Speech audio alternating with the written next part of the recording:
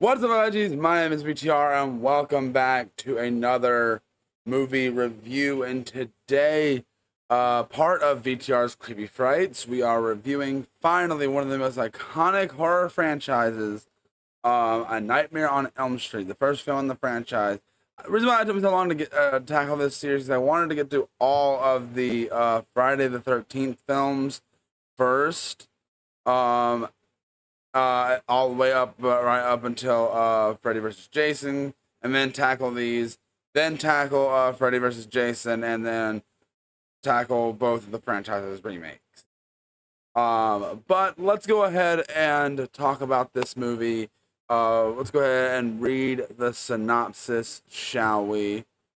In Wes Craven's classic slasher film, several Midwestern teenagers fall prey to Freddy Krueger, a disfigured midnight mangler who, that's a way to describe that, okay, who preys on teenagers in their dreams, which in turn kills them in reality. After investigating the phenomenon, Nancy begins to suspect that the dark secret kept by her friend's parents,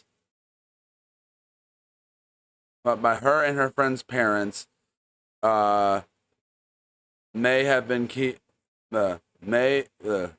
may be the key to unraveling the mystery. But can Nancy and her boyfriend Glenn solve the puzzle before it's too late? So going into this, after not seeing this movie in years, and see, Nightmare on Elm Street has been one of those franchises that's always been for me, I know I've seen these movies, but I don't think I've ever fully sat down and taken them fully in. I've seen them being watched, and I've watched them, and I've seen bits and pieces of some, but I don't know if I've ever actually fully 100%. It's one of those weird situations, but I'm pretty sure I've seen them, but I'm also not certain if I've seen them. It's weird. If I did see them, I was real young. Anyway, now on Elm Street, going into this one, I had pretty high expectations, actually, and they're pretty much met. The kills in here are really well done, especially for the time. They look really good. Some iconic shots here with Freddy peering through the wall, the dragging the body up against the wall and everything, and then the getting pulled through the bed and the blood geyser shooting out. It's all very iconic shots, and the effects are done very, very well. And obviously, Robert Englund as Freddy himself does a tremendous job. He's not his over-the-top jokey self like he gets in the later films, but he's definitely still got that little bit of comedy edge, which is definitely scary in this movie. Little details that you may notice going back to this first film. There aren't any stripes on the sweater. I should have put some myself on my Freddy costume for this review, but anyway. But the movie itself is just overall a fun time, I'd say.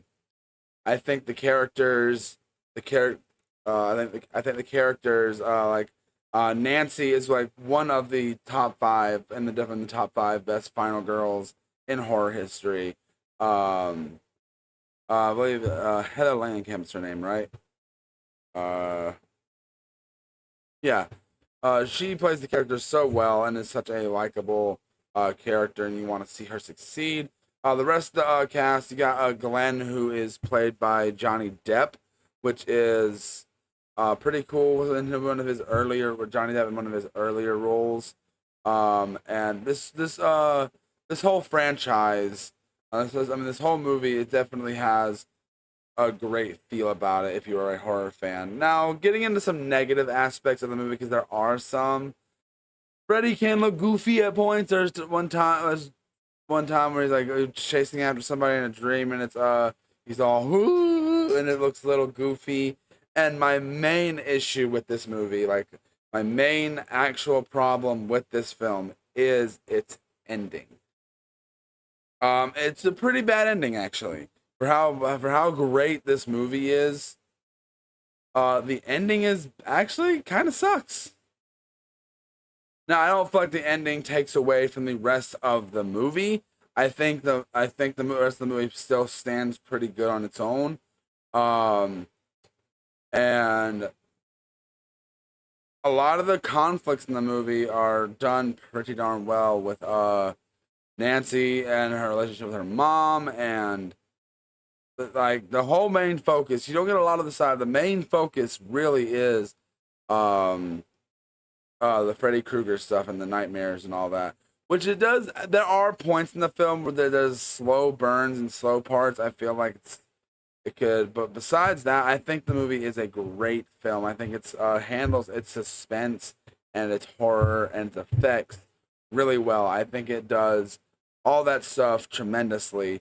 I think and I gotta say, Freddy Krueger himself just like is terrifying and looks really well. And jumping back to this movie, is very very interesting.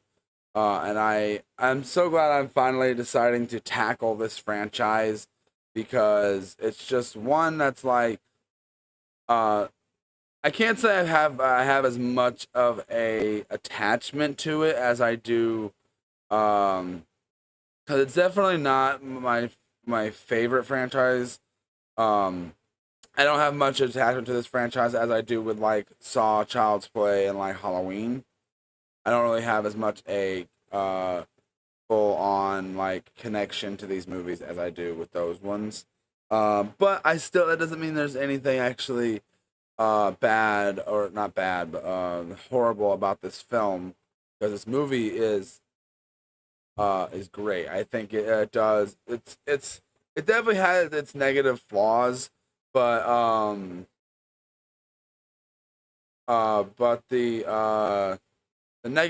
the positive aspects way overblow the negative aspects. But I just had that ending though is just something that I've never been a biggest fan of. It's very much confusing as well, but overall I think the movie does do a good job at the story it's here to tell and do what it's here to do with these characters.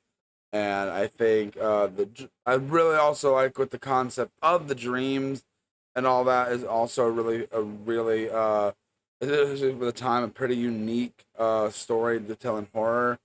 But it's I do think this franchise is definitely one of the greats. Uh, and I think a lot of people are if you haven't checked this franchise out, you need to. I say if you're a horror fan and you haven't checked out this franchise uh at all, I think it's but yeah, critics give this movie on Rotten Tomatoes a 95 and audiences actually have it less, an 84, which is a shock for two reasons. One, obviously audiences normally have a higher rating than critics generally, but critics aren't even normally that high when it comes to horror. So that's actually a pretty neat thing. For me, I give this movie personally, I think I have to give it I give it a 4 out of 5. Actually, I think I'd give it a 4 out of 5. I think it is that because this is of its iconic nature and everything. It doesn't get a 5 or even a 4.5 because of the bad ending.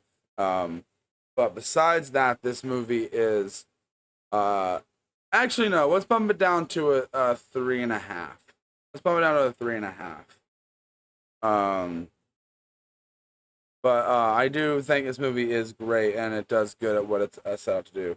But I hope you guys do enjoy this. I will be tackling the rest of the franchise.